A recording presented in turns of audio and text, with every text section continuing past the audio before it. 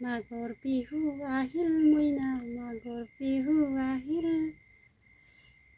Pita sawnay बोथोर सफैबाय आदा फिथा सावनाय बोथोर सफैबाय आमी लारु बनाइछु आपनालगे कि बनाब है आङो लारु खालामदों नोंसोरा मा बानायगोन कमेन्ट बक्सआव खोन्थाहर लोगोफोर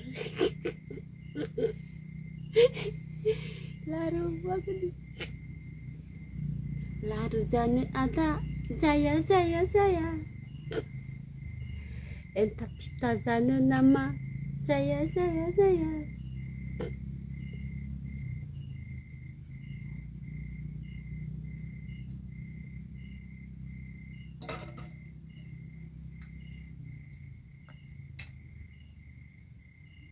लारुखौ सावदों आरोना लोगोफोर दा रेडि जाबाय गामलासे ओंखारबाय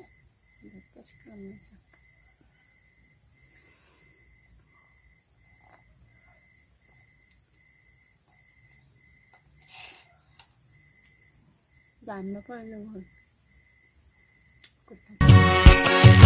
बयामाव सोनानै दोनलै बाजै गुफुर जानायनि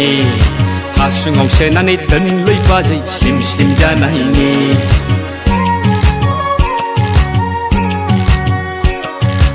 बयामाव सोनानै दोनलै बाजै गुफुर जानायनि हासुङाव सोनानै दोनलै बाजै स्लिम स्लिम जानायनि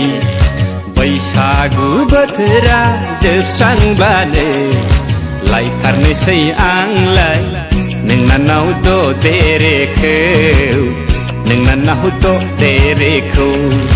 बयामाव सोनानै दोनलै बाजै गुफुर जानायनि हासुङाव सोनानै दोन